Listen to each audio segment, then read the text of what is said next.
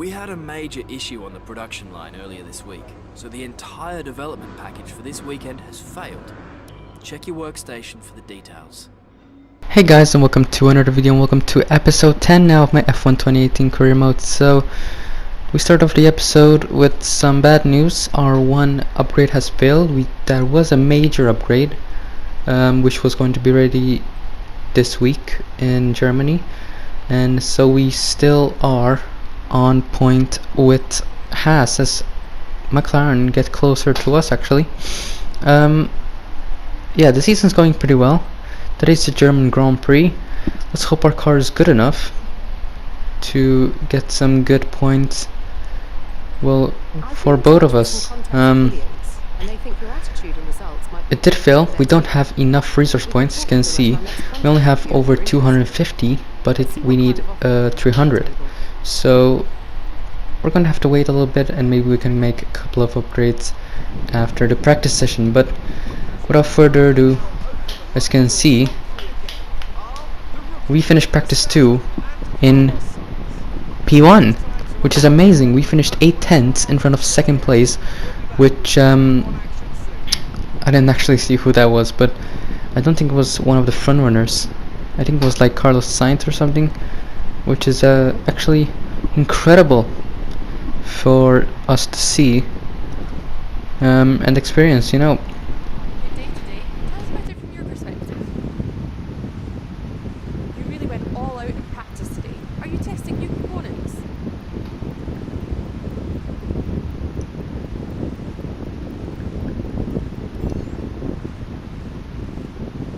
Is that pace in practice a good indicator of things to come?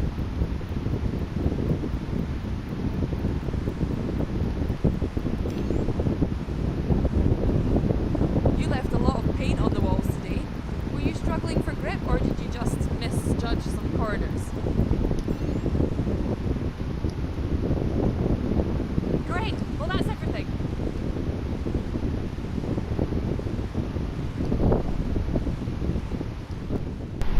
So here we are in practice 2. We finished it. We finished all our practice programs. Now it's time for qualifying. We get some more resource points for the car. I think, yes, now we definitely have enough for some more upgrades, but we always leave them for last, you know. It's not going to affect the time of the upgrades, you know. They're still going to take time to make them, so yeah, it's only going to be a matter of time till we actually get the upgrades. But as you can see, Renault has really improved their car. We were really close to them. We were like one upgrade away from them, but they really improved their car in a span of a weekend. But yeah, let's now go to the first qualifying session.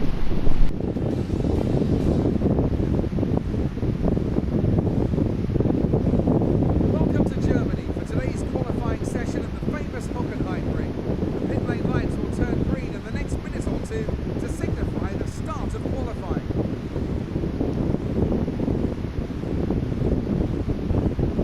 So then, lads, it's another Grand Prix weekend, another exciting qualifying session ahead of us. What are you going to be looking out for over the next few minutes?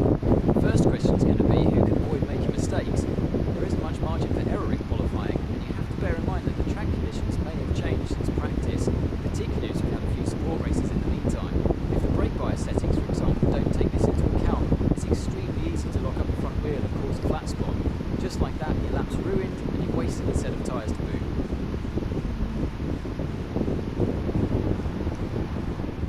So here we are in Q1. We made our first lap, and it was pretty good, you know. I managed to go in P1 in a matter of the first lap. That was incredible, and Hulkenberg goes even faster. The Renault here have incredible pace, as you can see. Then Sainz as well makes a stunning lap to go in P3, I believe. Yes, you can see Renault in P2 and P3. They have unbelievable pace, and you can see the Ferraris, even though, well, Vettel is on Ultrasofts and he's still doing poorly. But as you can see, almost all the front runners have done, well, really all the front runners, except the Red Bulls, have done their lap on softs, but they still went through pretty comfortably, to be honest. Lewis Hamilton taking everyone by storm. But Q2 now, our first lap, we go P9 in front of Verstappen, surprisingly. But at the end of the session there, we decided to go for one more run before the session ends. We are currently around 2/10, almost 3/10 now, quicker than our fastest lap. This was actually on the same set of tires, which is unbelievable how much we've improved on the same set. And we managed to finish there in P7. That's incredible pace. And Pierre Gasly finishes in P10, I believe. Yes, he did finish in P10, which is great for our team. And just under a second there of P1, who is Valtteri Bottas. But things are definitely looking good. Charles Leclerc there, way off the pace. I don't know what's wrong with him. 3 seconds off. That's unbelievable. Something must have definitely happened to him. He's definitely faster than that. But once again, in Q2 we're gonna have all the cars of Mercedes, Ferrari, Red Bull, Toro Rosso and Renault. So things are looking good, definitely looking good. And now we're going to go on to Q3, which I made, I believe, 1 or 2 laps. I'm not sure, I actually forgot. But this is our first lap. I'm not sure if I actually went out on the same set that I did my Q2 run. I'm not joking. I did not know that. I was really happy with my lap. As you can see, we go P4. But yeah, then we decide to skip the session all the way to the end. Yes, we did only 1 run, which then by the end we went down to P6, which was still amazing for us. Toro Rosso, we were 420 milliseconds, well, 4/10 of a second, slower than Hamilton, which is unbelievable. We were so good in pace, and we were 8/10 quicker than our teammate. So things were definitely looking good. And yeah, winning the rivalry with Kevin Magnussen and drawing against Gasly, which he was doing pretty damn good these last few races, and it wasn't really surprising to see that he was really outpacing me in the car. In the last race especially, he scored so many points. He got like P5 or P6, which is insane. He did lose out to a bunch of points in Austria, but he definitely paid back in Britain. But we're still in front of him in the championship, which is good, as we get some more reputation with the teams. Well done. That was a good qualifying performance.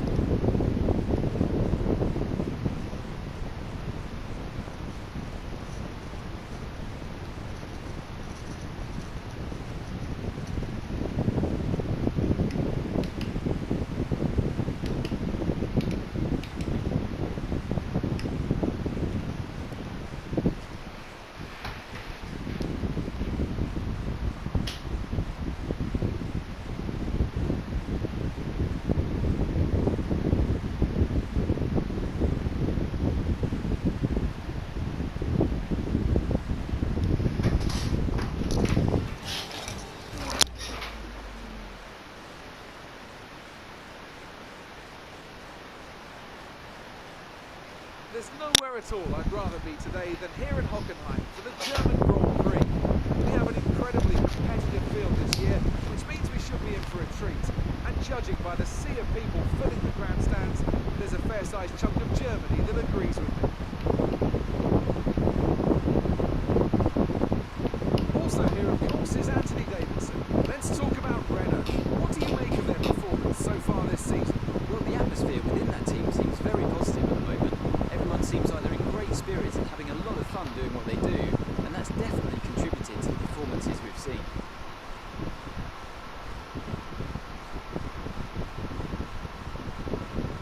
We're almost ready to go then. This is what the starting grid looks like for today's race. An immense lap from Lewis Hamilton yesterday puts him on pole position, with Sebastian Vettel starting alongside. Looking down the rest of the grid, we have Bottas, Raikkonen, Max Verstappen, the rookie, Hulkenberg, Ricciardo, Sainz, and Pierre Gasly, Grosjean, Perez, Kevin Magnussen, and Ocon, Leclerc, Alonso, Stoffel Van Dorn, and Lance Stroll, Sirotkin, and Marcus Ericsson rounds off the grid.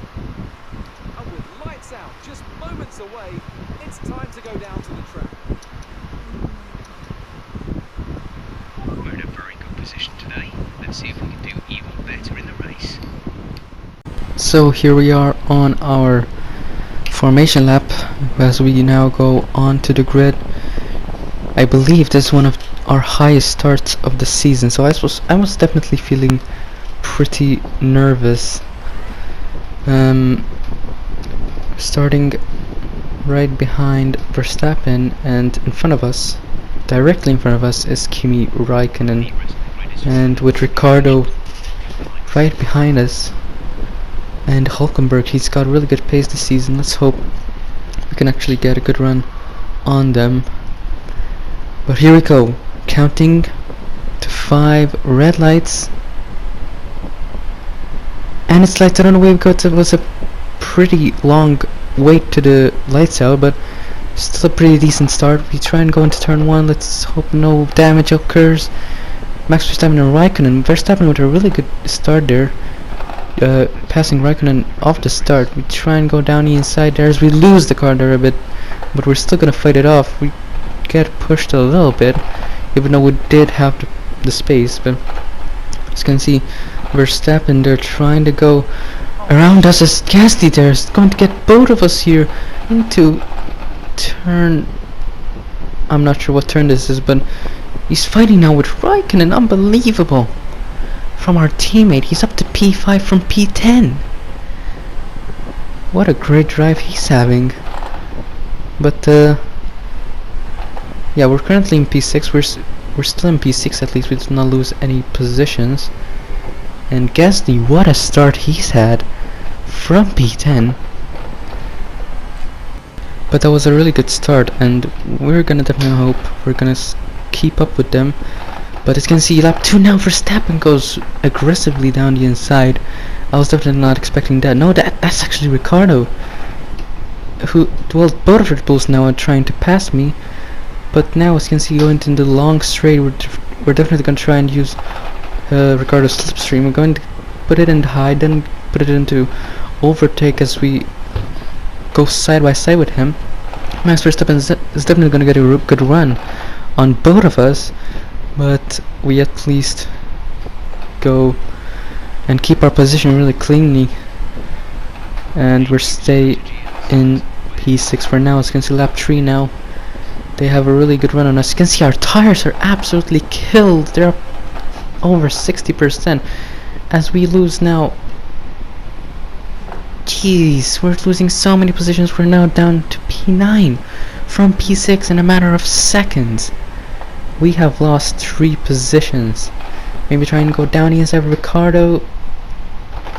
Yeah, he did go off the racing line a little bit there, so he did leave us the space. We were just too cowardly, to be honest, and we tell the team to box, and there was a bit of contact there with Sainz as he tries to go down or inside. It's definitely not a good idea to go down inside there, but continuing on now, he actually pushes us a bit there. Yellow flags.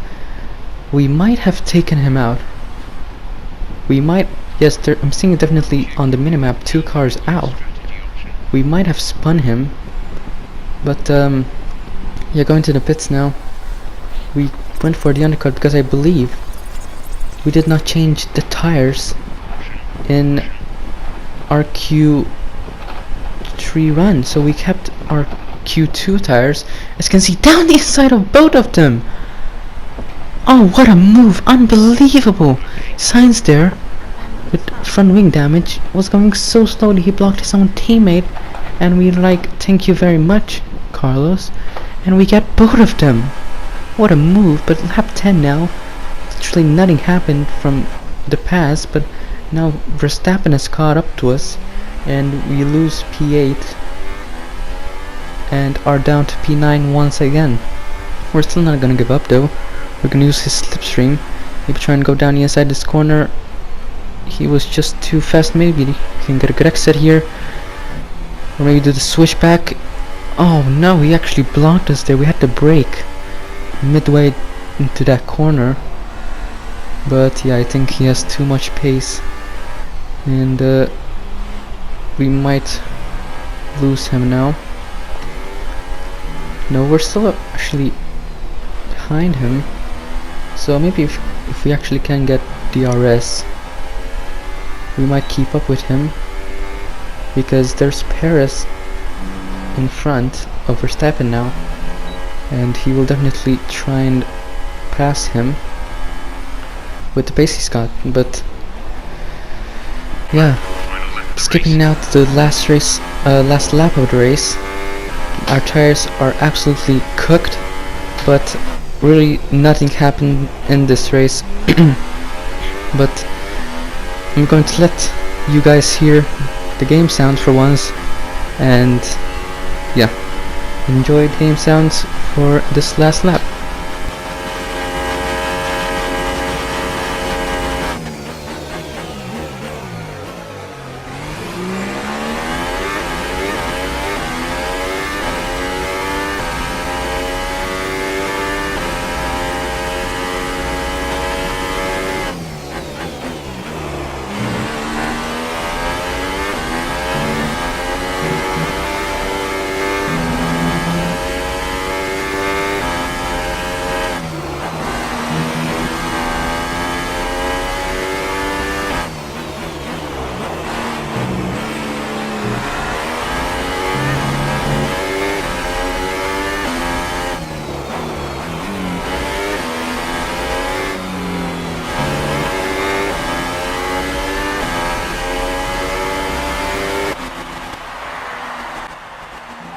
Okay, pick up rubber and bring it home.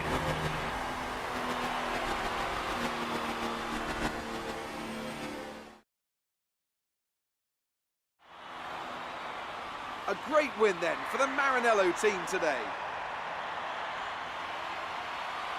And I have to wonder, Anthony Davidson, just what set them apart from the competition here. I think a large part of the result comes down to temperament. They were able to keep their heads when everyone around them was losing theirs, and that's allowed them to get the best out of the car, to maximise the strategy and to stay out of trouble.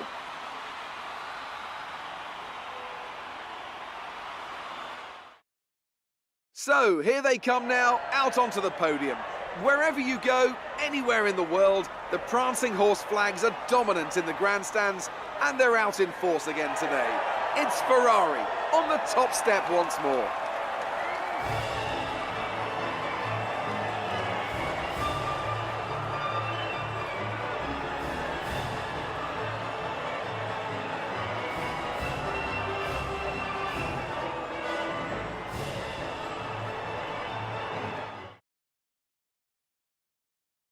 And after this round of the World Championship, here's how things look in the drivers' table. Well, the gap at the top of the championship has been cut down after a difficult race today for our championship leader. Moving on to the driver of the day then. Anthony Davidson, who would you go for? I'm going for someone who really punched above their weight today, and that's Sergei Sorokin. He was fantastically quick through the whole Grand Prix. And now let's take a look at the constructors' standings. Meanwhile, Toro Rosso's strong weekend allows them to continue their march up the table. It was great having you with us for this weekend. I hope you enjoyed it as much as we did. Until next time though, goodbye. Great work out there today. How do you think it went? You had a close battle today, didn't you?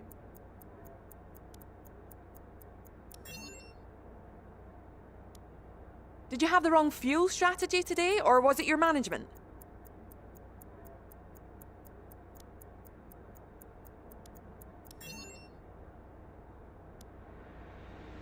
Great. Well, that's everything.